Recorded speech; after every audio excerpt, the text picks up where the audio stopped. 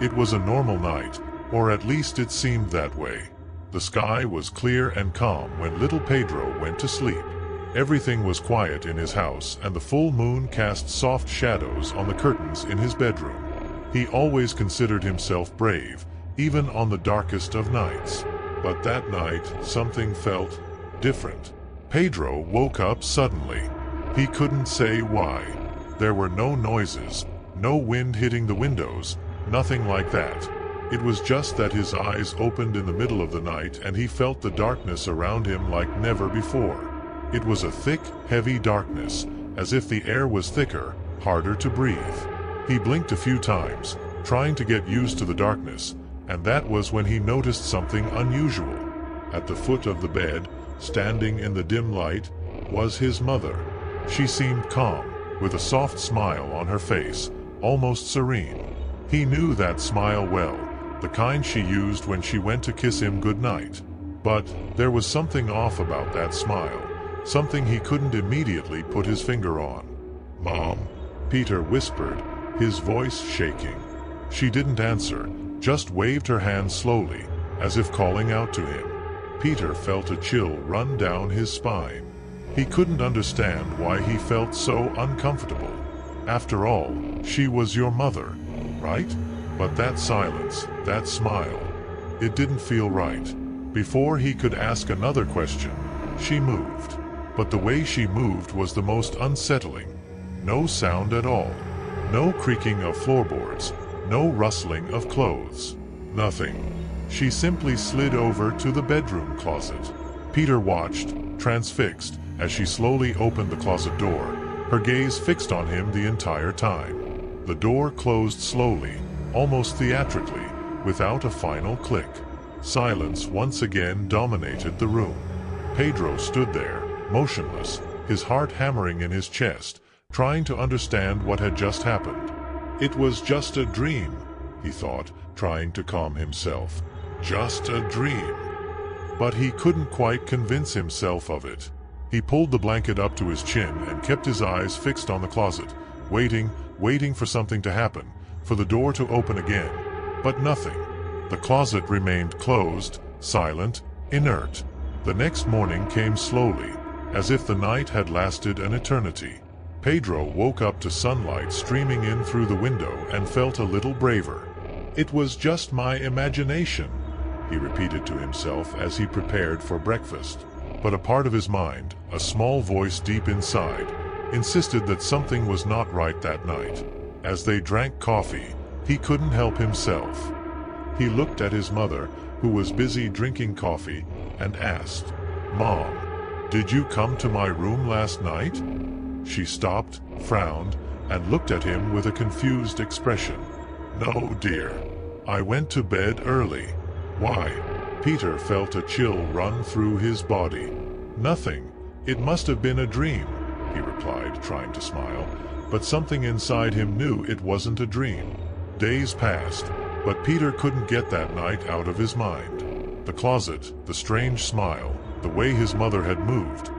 He knew something was wrong, but he couldn't explain what. A week later, as he cleaned his room, he decided, heart racing, to open the closet. He mentally prepared himself, trying to convince himself that there was nothing wrong here. It was just a closet after all. But when he opened the door, a low creaking sound filled the room, and Peter was paralyzed by the sight of something simple, but it made his blood run cold. At the bottom of the closet, stuck to a nail, was a piece of fabric. A piece of the dress your mother had been wearing that night. Pedro stared at the piece of cloth, unable to move. His mind began to spin in 1,000 directions. If that was a dream, why was the dress there? And if it wasn't his mother, who or what was in the room with him that night? From that day on, Pedro could never sleep peacefully again, always staring at the closet, waiting for the moment when the door would open again. I hope you liked the story, because the second story is even more chilling. Just don't forget to see if you're already subscribed to the channel so you don't miss any terrifying stories. Imagine, Daniel was in an isolated ranch, surrounded by tall, whispering trees. The place, which once seemed like a refuge, now became a labyrinth of shadows and mysteries. The air was heavy, and the feeling that something was lurking followed him like a shadow. When the storm began, he thought it would be just another night, but he would soon realize that the night held secrets that would make his heart race with fear. As the wind howled outside, the house creaked with each clap of thunder. Daniel wrapped himself in his blanket, but the uneasiness would not leave him alone. He got up determined to find his uncle, but before leaving the room he decided to look out the window again. What he saw made his blood run cold. There, in the middle of the rain, the figure stood, like an iron statue. Its contours were hazy, almost as if it were camouflaging itself in the darkness. Daniel did not touch the ground, and the figure abruptly turned, its eyes shining like two lanterns in the night. A chill ran down his spine, and he turned away from the window, not knowing if what he was seeing was real or a figment of his imagination. With his heart in his mouth, he ran to his uncle's room, his face pale as the moon appearing between the clouds. The uncle, noticing his nephew's desperation, quickly grabbed the rifle. "What's wrong, Daniel?" he asked, already preparing to investigate. "There's someone out there," Daniel exclaimed, almost out of breath. Together they left, the flashlight in his uncle's hand illuminating the dark night like a beacon. But when they reached the entrance to the basement, there was no one. The air was thick with the humidity of the rain and the smell of wet earth, but the figure had disappeared like a nightmare. "You must have guessed it, boy. Sometimes the mind plays tricks on us when we are alone and scared," his uncle said, trying to comfort him. But Daniel knew it wasn't just his mind. He felt as if something was there, lurking in the shadows. Once they got back inside, the sound of the wind howling through the house seemed more ominous. The uncle decided to close all the doors and windows, but Daniel couldn't sleep. He lay there, listening to the echoes of the storm, but a strange feeling that they weren't alone kept him awake. In the middle of the night, a deafening crash woke Daniel up. He jumped out of bed and ran to the window once again. What he saw made his heart race. The figure was there, closer than before, standing under a tree, with an expression Daniel couldn't decipher. But this time he noticed something else. There was an aura of sadness around that shadow. His uncle was already at his side, his expression tense. "What is this, Daniel?" he whispered. Before the boy could respond, the figure moved, gliding closer to the house. It was almost as if it was floating. "Let's go outside. We have to see what's going on," the uncle said, holding the rifle tightly. They walked to the front door, heard the sound of rain beating on the roof like a drum, and opened it. The night was quieter now, but the air still had an unusual heaviness. Daniel and his uncle began to walk toward the place where the figure had been. Each step seemed to echo in the darkness, as if something was watching. When they reached the tree, the silence was deafening. But soon, a soft, trembling voice pierced the night. "Please don't be afraid." It was the figure. Now closer, Daniel could see that it was a woman, with long, disheveled hair, and wearing a dirty, torn white dress. Her gaze was deep and carried an immense sadness. "I just want you to know." The woman began to tell her story, a story that spanned time, filled with pain and loneliness. She was a lost soul, someone who had lived on the ranch a long time ago, before it was abandoned and forgotten. She had sought help, but fear of people had driven her away, and now she was trapped between worlds. "I'm not a monster," she said with tears in her eyes. "I just want to be remembered." Daniel, though frightened, felt compassion for the tormented soul. He remembered his uncle always saying that things are not always what they seem. "Are you trapped here?" he asked, his voice shaking. "Yes," the woman replied, her voice full of emotion. "And every storm brings me a new nightmare." The uncle, realizing that the figure was not a threat, asked, "What can we do to help her?" She looked at them, as if expecting this question. "You need to remember me. Tell me about my story. Then maybe I can finally leave." Daniel and his uncle promised that they would tell the story of the woman, whose name was Alara, and do their best to remember her pain and struggle. With each word they spoke, the woman's aura seemed to change, as if the darkness around her was dissipating. The storm began to calm down, and the woman smiled for the first time. "Thank you," she whispered, as the morning light began to break through the darkness. With one last look, Ilara disappeared, like a light breeze, and the heaviness in the air finally lifted. In the days that followed, Daniel and his uncle told Ilara's story to everyone in town.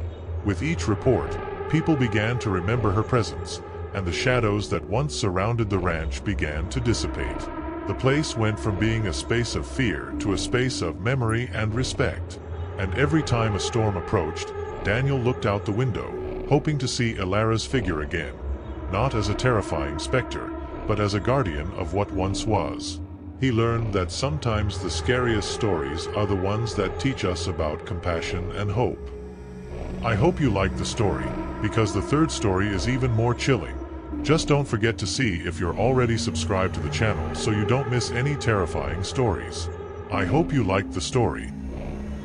Picture a cloudy afternoon, but with a mild temperature, one of those that makes you think the weather is about to change, but you're not sure.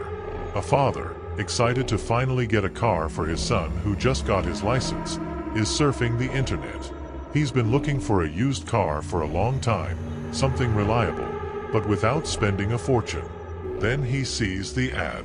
An almost new car, with a price that seems incredible. That's a find, he thinks. Excitement begins to build. Of course, he hesitates a little. Who wouldn't?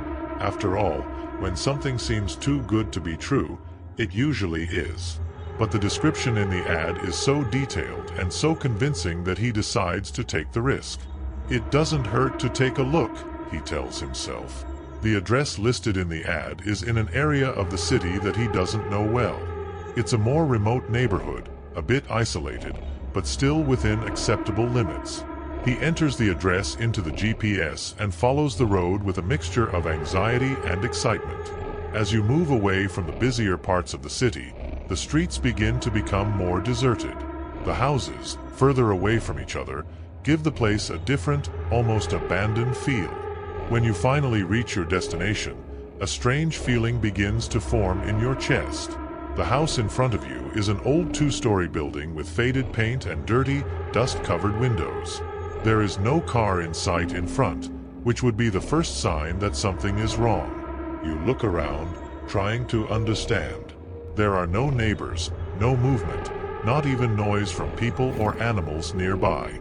Everything is quiet. Too quiet. You park the car and get out, with the notice in your hand, looking at the house again. Maybe the car is behind it, you think. You walk to the front door and knock. The sound of your knock resonates strangely loud, as if the house is hollow inside, completely empty. He waits. 1 minute. 2 minutes. Nothing. There is no sign of anyone being there. You begin to wonder if the address was correct. Maybe it was a mistake. He looks back at the newspaper with the ad and checks the house number. It's right there. Doubt begins to mix with a slight uneasiness. Every human's instinct begins to speak louder.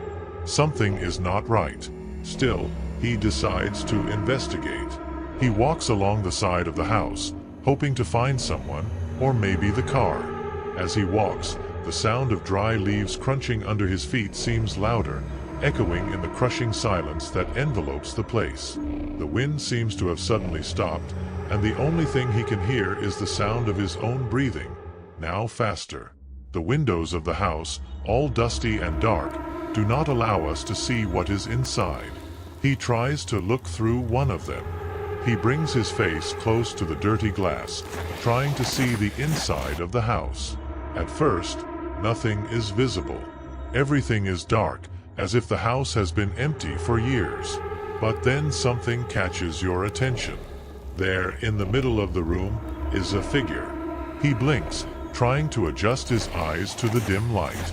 It looks like a man. He is still, but in an awkward position. He is not moving.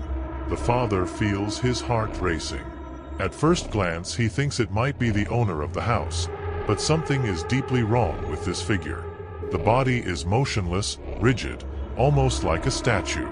He walks over to the window, squinting against the dirty glass, and what he sees makes him take a step back. The man isn't a statue, but he isn't normal either. He's full. His eyes were glassy, his skin hard, like he's been preserved forever in that position. A chill runs down the father's spine. He doesn't know what he's seeing, but he knows he shouldn't be there. His breathing starts to quicken. Your heart beats faster, like it wants to jump out of your chest. He takes another step back, away from the window, but then notices something even more disturbing. Out of the corner of his eye, he sees movement. He freezes.